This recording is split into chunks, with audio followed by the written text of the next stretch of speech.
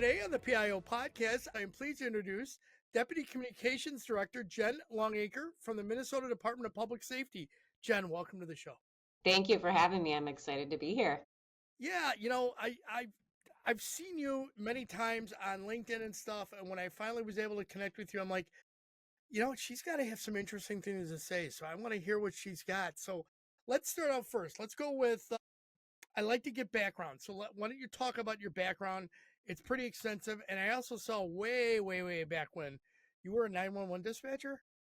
I was. Yeah, I have kind of a unique background, and I have PG stories and then like rated R stories. So we'll try and find like somewhere in the middle that's appropriate. Yeah, dispatchers always have the rated R stories, man. Yeah, yep, we do. So I actually started my career as a newspaper reporter in 2004, just kind of working at small newspapers. And I've always really been interested in public safety. So my beat, we call them as newspaper reporters, was to cover courts and crime and anything with law enforcement, fire. So that was kind of my beat for a long time as a reporter. And through that, I got to know a lot of police officers and sheriff's deputies. And one of the sheriffs I worked with pretty closely was like, you know what? I think you'd make a really good 911 dispatcher.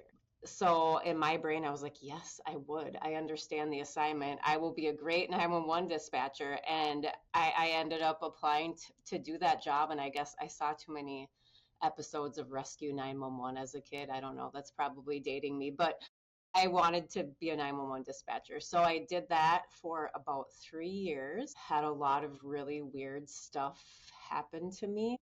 Heard people pass away on the phone, had people call 911 for directions because they were stuck in a construction zone.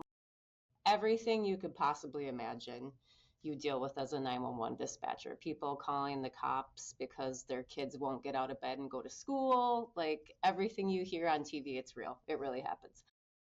So I did that for 3 years and learned a lot about my ability to multitask and look at 6 computer monitors and talk on the phone and dispatch police and use your foot to you use all of your limbs and all the things when you're a 911 dispatcher. But you have to stay calm, like under pressure. And I learned that I can do that really well. 3 years was enough. I don't know how some people do that job for 25, 30 years. I did it for 3 and I was like, yes. I mean, thank God for them, right? But it wasn't for me because I didn't like working overnights and on holidays. And I wanted to get back into doing communications and writing and storytelling. So the position at the Department of Public Safety opened up for a social media manager and a PIO combined together. And I thought, oh, that would be pretty cool. Like I could do that job. So I applied and got the job. I was the PIO for the State Fire Marshal Division here for Minnesota for 9 years. And I also managed all of the social media for the Department of Public Safety, which was writing, posting, coming up with a strategy. So I did that for about 9 years. I left for a short time to kind of get some leadership experience. And when I left, both of my bosses retired like right at the same time at DPS. So I was like, oh, I could kind of go back to DPS and like use these leadership skills that I got. I came back after being gone for 7 months. They must have liked me enough that they wanted me to come back. And I've been the Deputy Communications Director for almost 3 years in July. It's been a wild ride. Outstanding. That's awesome. Do you think that your experience as a dispatcher and your background as a journalism kind of really fit you well to become the Deputy Communications Director? Yeah, I do think being a reporter and a dispatcher is those are two really unique, different careers, but also very much the same because you have to be able to juggle a lot of moving parts and a lot of emotions and people and feelings, but also you have to be able to get the right information to the right people at the right time. And dispatchers do that.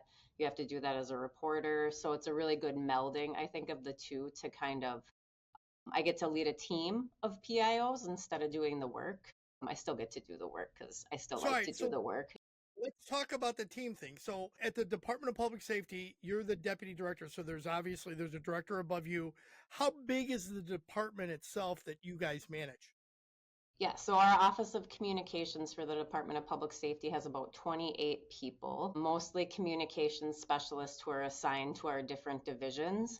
So we have the State Patrol, we have the State Fire Marshal, we have the DMV. We don't call it that, it's called DVS, but most people know it as the DMV. We have the Bureau of Criminal Apprehension. We have Alcohol and Gambling Enforcement. So we have 11 huge operating divisions within DPS, and each one of them has a communications specialist or a PIO assigned to them. And then we have a kind of a support team. So we have a videographer, a social media coordinator, a website coordinator, graphic designer, staff writer. So we're really lucky because we have people who have these unique skill sets and expertise and communication specialists. So you're not as much of a one-man band, I think, as a lot of PIOs are, which is hard to do, Yeah, all the things. So we're lucky to have a team of people who can kind of lean on each other and learn from each other and grow in that sense.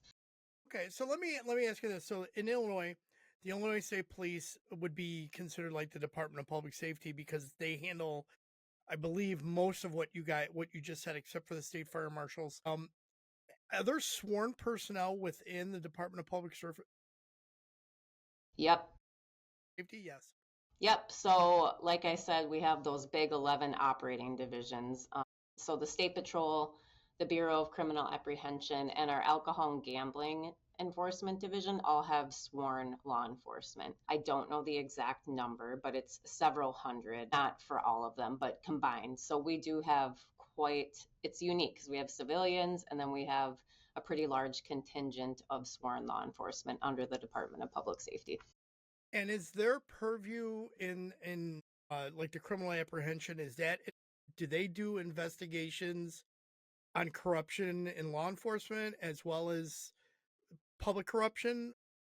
Yep. So we're largely with the Bureau of Criminal Apprehension, an assisting agency statewide. So we do have a force investigation unit within the Bureau of Criminal Apprehension that if there is a use of force involving a law enforcement agency throughout the state of Minnesota, we can come in and investigate those as an independent agency, right? So we do have that unit within the Bureau of Criminal Apprehension, as well as, some ICAC, which is Internet Crimes Against Children, some forces that are more specialized in doing that kind of behind the scenes work, investigating those sorts of crimes. So it's a lot. The BCA has a lot of moving parts that they have that help our law enforcement partners across the state. Gotcha. All right, awesome. I haven't heard quite the Minnesota accent in you either. Not a whole lot. So you've been doing pretty good. I love that. I'm not even trying to hide it. People don't think I'm from Minnesota because I don't have Minnesota nice. I'm more of like an East Coast. There you Like go. that's my attitude. So I'll try and throw a don't you know? I can't even do Minnesota accent. Minnesota, there we go. Yeah, you're going back to dispatchers. My niece is a 911 dispatcher for a municipality here in the city in the Chicago metro area, and her husband is a sheriff's deputy in one of the counties here at the same time. So they the things that she has gone through in just maybe the year that she's been a dispatcher have just been incredible. Yeah. But she is also one of those people that initially was not she could talk to people, but not very calmly. And now when I've seen her and I've seen the video of her doing her job now, I'm like, who are you? You've changed. You've gotten so much more controlled and you're listening and measured. And Italian families, they don't like to, they're very vocal and You feel very, all the feelings if yes, you're we do.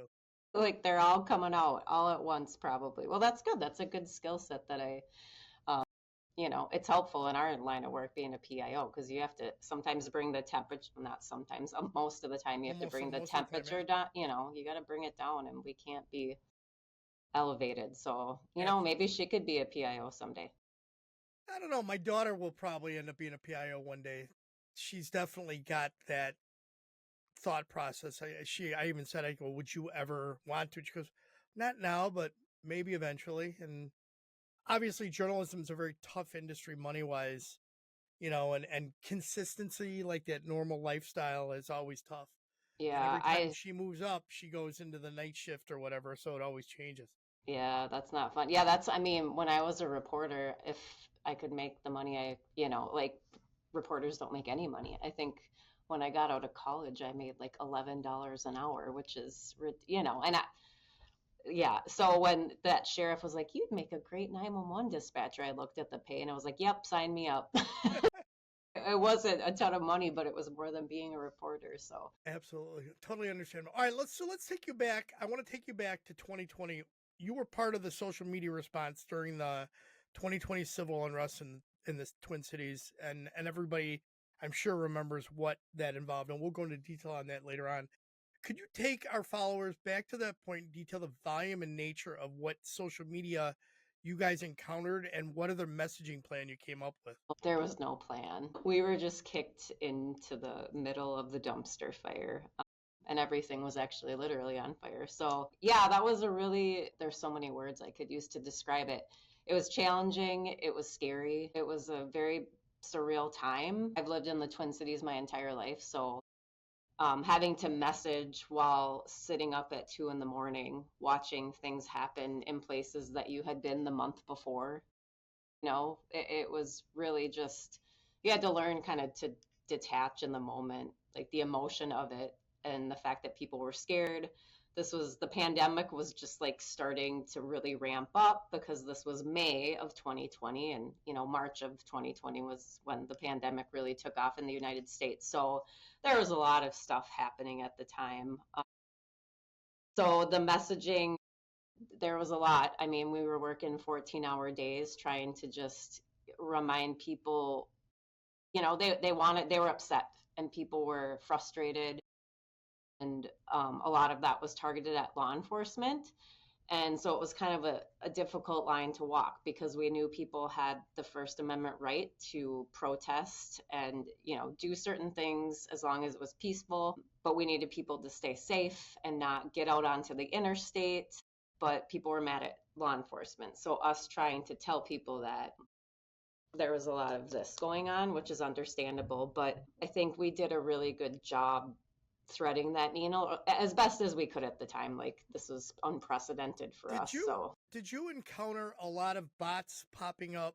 If I remember correctly, when I looked at like some of the after action stuff for you guys and some other municipalities that had big protests, the bots were like fueling things like crazily. yeah, yeah. And, part of my job was to monitor any trends or, things, I was doing a lot of social listening. And yeah, it could be hard to tell like what was real and what was a concern that I should pass along to the incident commanders and what was just noise. I got thousands of DMs and private messages to the state patrol account specifically with death threats, with people, I mean, a lot of death threats to troopers and law enforcement and me. And, you couldn't tell. I was like, is any of this real? Like, I'm not a cop. I don't even know how to tell if this stuff is real. But I had to pass some of it along because some of it was real. So it was really, I probably have a little PTSD about it, to be quite honest. Oh, It I'm was a sure. hard time, but we did the best we could Right. And given the it happened at circumstances. if you think about this, you took people in the height of the pandemic or the beginning of the pandemic where everybody was getting locked down. So you put everybody home in front of their TVs, and then what this unfolds in front of them, not the murder unfolds in front of the public, and then they're stuck home watching it, and the outrage that just came up and built. I don't know if anybody could have ever managed it successfully. The right no knowing any strategic plan would have worked with that because Right. You would have probably had to abandon it within the first 2 minutes, right? Like, and I wish we would have. I don't want to say that. I wish we would have had a plan because, like you said, I don't even know that it would have worked given yeah, the I I circumstances. I think you would have had to like totally abandon it and just kind of flow with what was coming. Just the sheer volume of things that were coming in and going out, and just trying to message with what the public created.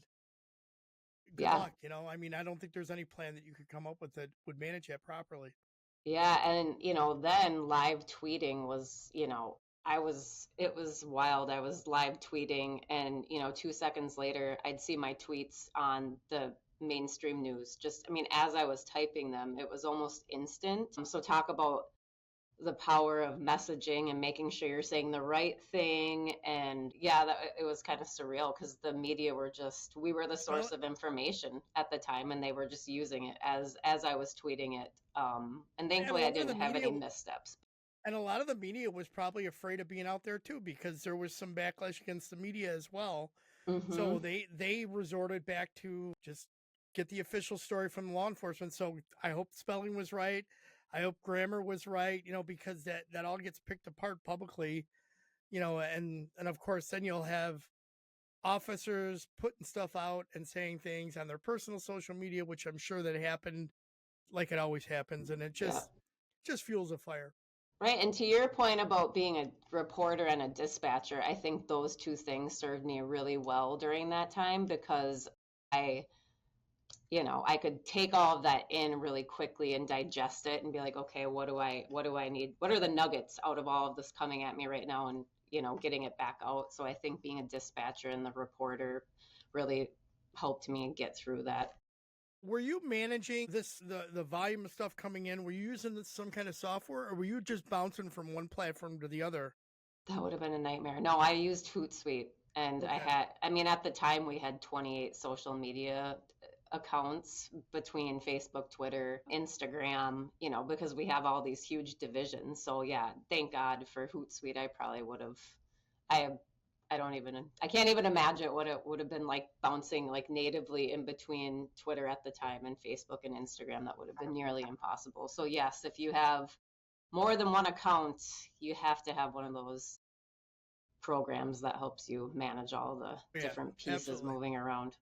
So you also managed assault law enforcement social media for the trial, beginning and after the trial for former Minneapolis police officer Derek Chauvin. What kind of unique challenges came out of that as that started to unfold? Yeah, I mean, again, it was hard to try and enforce the law when people were mad at law enforcement. So there was a lot of anger toward police at the time. And we were trying to do our best to keep people safe, while letting them while letting them exercise their First Amendment rights. So I know I already said this, but it really is a hard, it's a difficult needle to thread when the public is mad at law enforcement and has a perception of law enforcement, all law enforcement. It didn't matter, Hmm. and we were doing our best to, and we did a great job. I think law enforcement in the Twin Cities did an amazing job handling a lot of the things that were tossed at them. So just kind of being in the middle of all of that as people who take a vow to keep people safe is hard when people are throwing rocks and shooting things at police, and you have to be careful how you're treading there but keeping the peace at the same time. So it was unique, and I had never gotten death threats before, but it was, we were getting those constantly, and that was the Wow. first time in my career that I had dealt with that volume, or that number of death threats. So Is it I'm DPS? Are you guys located right in downtown Minneapolis or in the metro area? Yeah, we're in downtown St. Paul. The Okay. State Patrol headquarters is in St. Paul, and so is the BCA. So, um, yeah, I mean, we had a pretty good network of communications people and law enforcement working together. We were getting ready for the trial, and then we had some other police incidents happen that kind of kicked us off before we were even starting with the Derek Chauvin trial. So we kind of were just gearing up for that, and then another incident happened, so it was just kind of off to the races again, and we had done a lot more planning for that trial, so we did have some plans in place for that, so that when we had Officer Kim Potter accidentally discharged her weapon and killed, I can't remember his name right now, Dante, right? Yes. um, so that happened, and then there were protests from that, and Wow. I didn't even know that happened. So really talk about adding even more onto the fire. Holy cow. And then of mhm. course, you guys had to plan for if he was found not guilty. So I'm sure the messaging obviously would have been completely different, and and then I probably the ops plan would have been thrown out the door at that point because it would have just been mass chaos Yeah, and we had that did happened. have all the messages written for that, right? Like not guilty, guilty. I had them all geared up and ready to go. So it was good to have a plan. When you have time for a plan is really important because if you don't have one, then Absolutely. you can be As in part of trouble. as part of what you do, like you talk about having those made up. Do you guys use templates for putting out messaging so it's a pretty uniform? Yeah, we do. I mean, that was one thing that was born out of having to, respond to civil unrest is that I kept all of those things. I don't think before that we really had messaging templates, if I'm being honest, but now we do have messaging templates for, protests. And if people get on the interstate and want to protest, like how are we messaging that? So, yes, I am a big fan of those templates.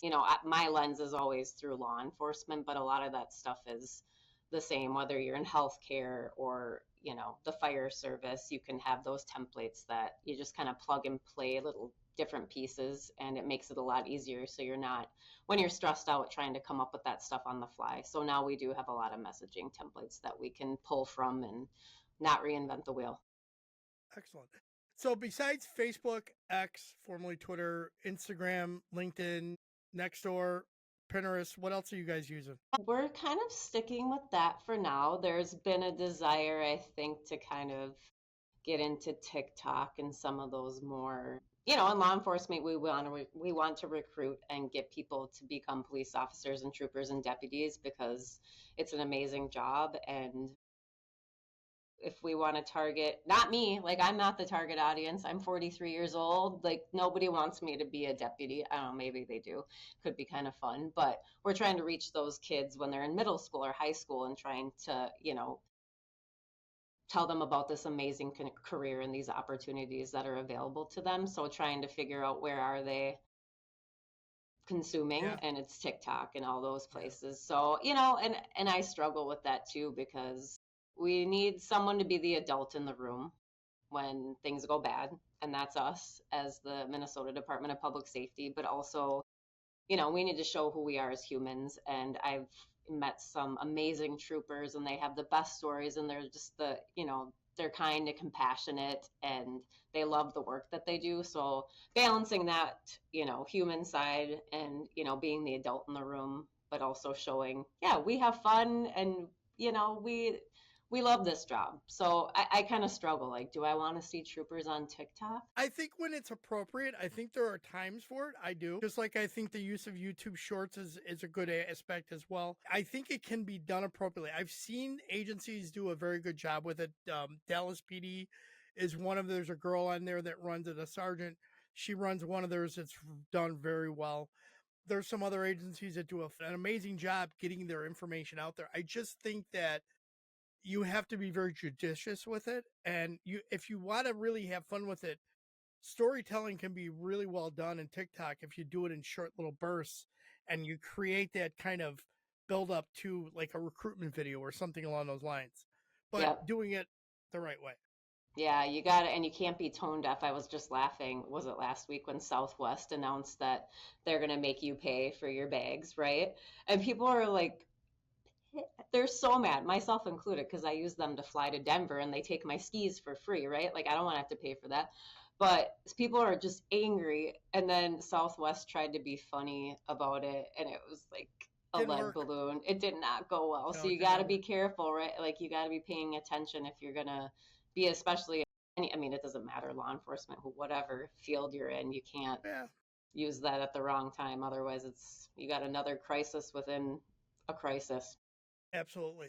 All right, so I see that you excel at photography and video production as well as graphic design. You even won an award with the Minnesota Public Relations Society of America in 2014 for a video titled Heartbreak to Helping Perry's Story. Can you talk about that? Well, you're giving me too much credit. I didn't win. I was nominated, but that was an I'm honor. sorry. I'm Either no, sorry. it's okay. Either way, it was awesome to be nominated for that. Yeah, so when I was a newspaper reporter, they laid off the photographer and they gave us all this gear and they were like, "Good luck to you. Here's $5,000 in camera equipment." And we were like, what? I just know how to write stuff. Like, I don't know how to take pictures. We had to learn pretty quickly how to take photos. So that's how I got into photography and just using that as another way to tell a story. I love writing, but that visual connection to people's emotions is just so powerful. So Perry's story was just terrible. I'll share briefly. She was an 11-year-old girl, kind of a tomboy, lived on a farm. She was really responsible. She never caused problems. And somehow she found, a lighter on top of the fridge or wherever it was in a drawer because her parents used it to like start the bonfire. I don't know. Who doesn't have a lighter lying around at their house for something? And Perry just took it with her. She liked to play in the hay bales on her family's farm, and she was playing with the lighter. And you're inside the middle of 10 hay bales with a lighter. And I mean, it was almost instantly exploded. The hay bales was how it was described to me. Mm-hmm. So and this was one of the worst interviews I ever had to do with anyone, but her mom, the firefighters told her mom that she didn't die of smoke inhalation, where if you're in a fire, most of the times that's how you die, is from the smoke inhalation. But that fire burned so hot and so fast that she burned to death. And her parents had to live, they live with that. And them sharing that story with me was incredibly painful for them, but I really appreciated them and didn't take for granted, them sharing that story and how painful that was, because they didn't want that to happen to anyone else ever, what happened to their daughter. So I think we as PIOs get to tell those kinds of stories that they're horrible and you never want them to happen, but that's part of the healing for that family. Her family, that was cathartic for them to be able to share that and hopefully save someone else's life. Right. And I don't ever take those opportunities for granted when people share those things with us. And I think that's one of the things that makes our job so unique, is that we can help save people, but also give those people who've suffered a horrible tragedy an outlet for healing. So that I'm really proud of that story and sharing that with anyone I can. Excellent. Thank you very much. Going back to your storytelling background and how you like to do you have any projects you're working on or you're doing within the department that utilizes storytelling? I feel like all the time. I might have to come back to that one. Okay. How are you guys doing on recruitment? Being that everything happened up there so long ago, and well, not long ago, that's a problem, I'm sure. Yeah, I think there's a pendulum swing coming back. It was tough following 2020, and I think anyone in law enforcement, public safety would say the same thing. I think people are remembering the importance of public safety in our communities, and that the men and women who do these jobs are in them for the right reason, to keep people safe and to protect and serve. And I think we're seeing people remember that again. So for the State Patrol, we're hiring right now. We have a really unique program called the Law Enforcement Training Opportunities Program, which anyone who has a 2 or 4 year degree, it could be in journalism, it could be in anything. It doesn't have to be law enforcement related, and we will train you to become a trooper, and we'll pay for your schooling and everything. So I love that program with the State Patrol. So that would be a good one, where we're using some storytelling of, someone who fled a Civil War torn country and came to the States, and now he's become a trooper through that training program. People who own Cold Stone Creamery, the ice cream shop. They own this business and they're like, this isn't for us. We want to become troopers. It was a husband and wife team. So all these really cool stories of people. One guy was a meteorologist and he was like, this isn't for me. He's a trooper. So I think we're seeing, more people want to take part in law enforcement and do that as a career, because it really is rewarding and fulfilling, and a lot of amazing opportunities to be in the community, not just, the traditional things you think of with law enforcement, but there's school resource officers, and there's all sorts of ways law enforcement impact the community in different ways. Outstanding. Do you handle the management of any of agencies' websites, or is that left to the departments themselves to staff to handle? Yes. We just rebuilt our entire website in 2023 and 2024. Oh my gosh.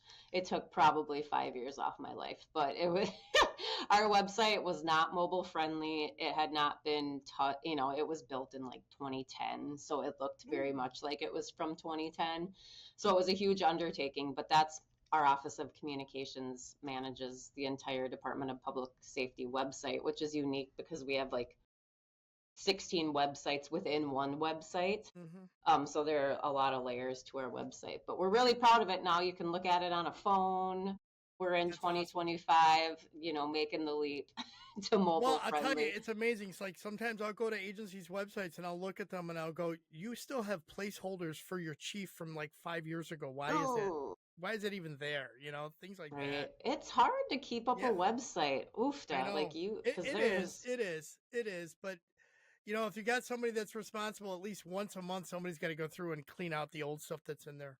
yep, we learned that. Now we have kind of a strategy in place for making sure we're not having stuff on there that's 8 years old. Like, right, how embarrassing is that Yeah, when, it's tough. the public needs information and they find a PDF from like 1987? Not saying that happened, but Right. You've been in communication for a bit now. What challenge do you see impacting communications professionals in the next 5 years?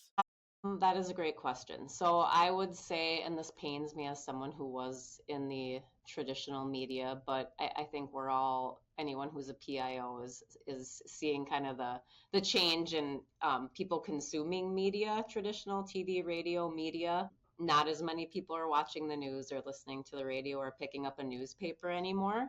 So I think for those of us who have been around a while, media relations was a huge part of how we get the message out there, right, to the people we're trying to reach. And now we're kind of having to pivot. And you still want to use the media they're still a partner, they're still a great resource. But if I can reach 250,000 people by doing a Facebook Live, that's sometimes more than who's watching the TV news on any given night, and that's just the reality of the situation. So I think it's becoming our own storytellers and using our own platforms to tell those stories in addition to using the media, but not it's just a change in mindset a little bit.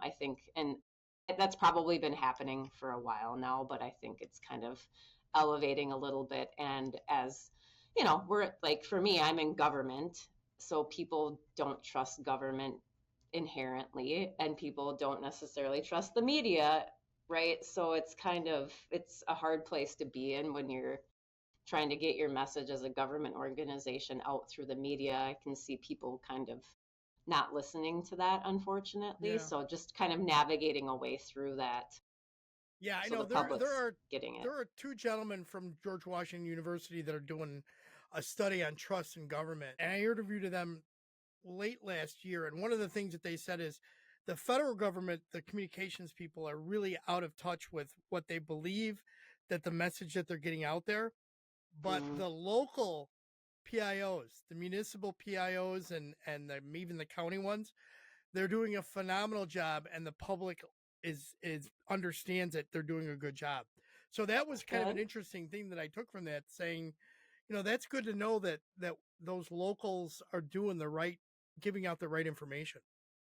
I mean, and it's probably easier for locals too, like federal, they're kind of like Yeah, faceless and nameless. But yeah, when you're, local, you can really have those relationships and people know you. So that human element is more there. So that's good. Good job, local PIOs. yeah. There you go. I love it. Dan, what are your thoughts on using artificial intelligence, and have you utilized any? So I'm a storyteller, and I think artificial intelligence sounds like a robot telling me a story, and I don't love that. I think the key to connecting with people is being genuine and being human. And when you use artificial intelligence to try and do that, I think it's very obvious and it erodes trust. And people might not even realize it, but I know instantly when I'm reading something that a person wrote versus what ChatGPT wrote. You can tell. And you might not be able to put your finger on it, but I guarantee you there's something that's like, this doesn't feel right. And I do not want us as communicators to stray down that path. So I get it. I get why AI can help us be more efficient. If I get a 60-page legislative report and I don't have time to read that because I'm writing blogs and social media content and things that a human would write, I will say, hey, AI, look at the 60-page legislative report and tell me what I need to know about it. Totally for that. But when it comes to my creative work and my team's creative work, I'm on the lookout for AI. So And I agree. I think that that is a great way of doing it. I read the summary from, or I should say, the entire report from the Uvalde shooting, and one of the things that I wanted to get out of it was all the stuff that was public information related. It was very hard to dig out of there, so I dumped the entire PDF into ChatGPT, and it spit out about 73 things that were specific. I would have never been able to pull those out of there. And I thought it was, thank God they did, because it made life so much easier to understand. yeah, yeah, that's a smart way to do it. Like those after action reports that we all, Yes. we have to do in law enforcement, they can be pretty dense and they're full of operations stuff that I necessarily don't care about, but that's a smart way to do it too, I think. And yeah, I mean, as PIOs, we have to have trust, right? Like that's what we need, that's our number That's our one bread and butter. goal. Yeah. Yeah, and I don't trust AI. What are your goals for your communications career? Do you plan on taking, you've taken specialized training, I'm sure, but do you plan to take any others? Yeah, this might surprise you, but I'm an adrenaline junkie. Like, I love to be in it all the 911 time. dispatcher. I know I can't help myself. My husband's like, you would be bored if you did anything outside of law enforcement. So, right now, I'm actually kind of taking some training so that I can go out on wildfires in Minnesota, but also out west to like California, Oregon, where they have a lot of wildfires, and being a PIO out there for those really huge incidents that take like Mhm. a whole team of people from across the country to help with. So that's kind of my next evolution. I see myself sleeping in tents in the middle of nowhere. I don't wherever they will find a spot Not for a whole me. lot of sleeping when you're dealing with a wildfire out in California. True, So that's yeah, true. But I have a weird ability to operate on like 2 hours of sleep. So that's awesome. I'm not too worried about it. Yeah, so That's that's awesome. kind of what I'm hoping to do next. Or in Yeah, there's addition a to this. there's a trainer that is part of Cal Fire that I've interviewed in the past, and that's one of the things she does. She trains other PIOs to go in the, and she said, that's one of the things. If you want to cut your teeth as a PIO, come and work a wildfire in California as a PIO, and you will learn how to do multitask and old school, new school. You'll learn it all in a Yep. matter of a week. You find out what a trap line is. You can run a community meeting, like all it's, I was in Iowa, they had some EF4 tornadoes and I went down and helped with that. And it was kind of the same thing where you're like thrown into it. You just learn real quick. Thankfully, I had some other experience before them, but yeah, that is the truth. You're going to learn all the things when you go out and do that. And, I love crisis communications. And it's not a matter of if but when. It doesn't matter what kind of organization you're in. Something is going to happen, whether there's a scandal with the CEO or a misuse of money or a data breach or something. So I'm really passionate about making sure people have a plan or at least think about these things so that when it happens, you're not behind the eight ball and making things worse, making a bad Right. situation worse. Absolutely. Jen, is there a question I should have asked? And if so, how would you have answered? That's a good question. I saw that on here. I don't know if you ask people this, but maybe what tips would you have for someone who wants to be a PIO? Usually, when I get to the very bottom, I have like these three questions at the end that I usually ask, and like, what key takeaways you want to have. But if you've got tips for somebody who wants to be a PIO, Oh, we can save that for let's the hear. end. I mean, you asked a lot of good questions, so I think, and I rambled on, so I can't think of any that you I should have don't think asked I me. don't think you rambled on at all. I think you gave great answers. So You know what you didn't ask me that people ask? what's that? What was the weirdest 911 call you've ever gotten? Well, we're not doing a 911 thing, but yeah, go ahead. What's your No, word? What's I'm your just weirdest kidding. 911 call? I This is had the a guy falling on the can. I can't even I can't share the weirdest one because it's not PG. It's not even PG-13. It's That's rated okay. R. I'll tell you after. Not for public consumption. Okay. All right, let's go to some rapid fire questions. How about that? Texting or talking? Texting. Movies or books? Books. Coffee, tea, or energy drink? Coffee. Adult drink of choice? Do I have to pick one? Wine or a martini? Cats or dogs? Dogs, pugs. Favorite go-to karaoke song? These boots are made for walking by Nancy Sinatra. What would be your superpower if you could have one? I had to look this up because I could not think of one. I found a thing called deception detection.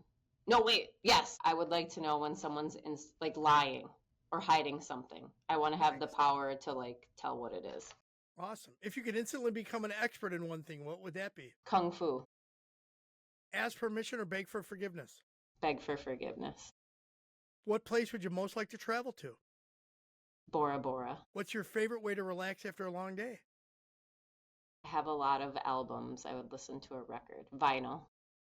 If you could choose to have coffee with any figure living or dead, who would it be? This one was hard. Ida B. Wells. She was an investigative reporter back in the day.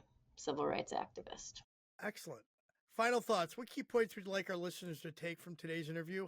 Maybe how to be a PIO? Yeah, that's a good one.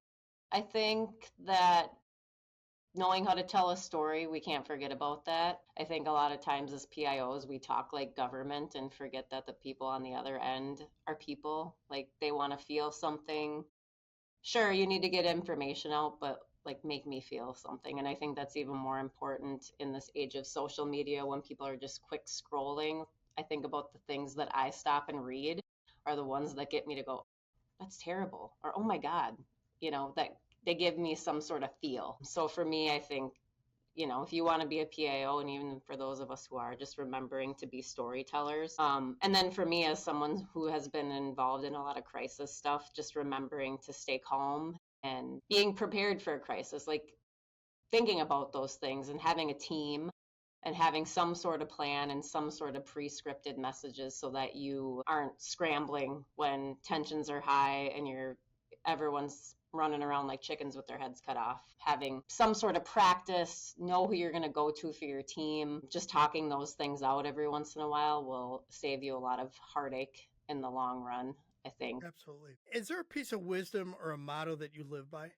I was thinking about Ted Lasso, and this is dumb, but I love Ted Lasso. And they're coming back for season 4. I can't wait for season 4. Yes, I know. I think he said it, be curious, not judgmental. I think as a PIO, as a storyteller, just as a human, that we should remember that. So I try to always be curious and not judgmental in everything I do. One of the lines I have at the very end of the podcast, it's be curious. I didn't know that. I didn't even think it. Well, see, 2 peas in a pod. There you go. How can people best reach out if they want to connect or follow up with anything they heard today? I'm a prolific emailer, as my team tells me. So email is always good. And then I'm on LinkedIn. I love getting a good LinkedIn message. So either of those is good. I'll put both of those on the show notes so that they'll be able to find them. Jen, thank you very much for being on the show. Yeah, thank you. Does anyone ever rapid fire question you? Like ask you the rapid fire questions back? I've been asked. Oh yeah, I've been asked those. Okay. Can I have Sure. 3. Go ahead. What's one social media trend you don't understand? Geez, one social media trend I don't understand. I think that would probably be the whole. I hate the selling part. I don't like that on social media. I hate that. Yeah, like selling makeup or Yeah, like, all that. It's like, yeah, that's their job. But I mean, really, what are you doing? All you're doing, it's on the news. You see these on the news channels now. They all have their little sale thing. It's like, really? Yeah, you're like, you're not selling it to me. I'm not buying it. Yeah, I don't get that trend. That one I don't get. How about your most used emoji? Oh, the spinning smiley face head. The bouncing smiley face one. I love it. Guilty pleasure TV show. I have so many. I do. You love the trashy TV. No, but I have not trashy, but I have a lot of like hunting parties. One I got hooked on that one this year. Never heard of Cracker is another one. We used to watch The Bachelor all the time. Stop watching that. My wife and I would sit there, and now my daughter every once in a while will text back and forth. It used to be like all the cop shows, Blue Bloods, those kind of things. But now it's kind of like, I like to be to forget about things. So watching TV sometimes is if it's good, I'll watch it. Yeah. That's why I like the albums. Like I don't want to watch TV. And my husband watches sports but gets so mad. I was like, we need to. Yeah, I mean, we're Minnesota sports fans. We have nothing to cheer for. Like we can't win here either. Where are you? Chicago. We have nothing here.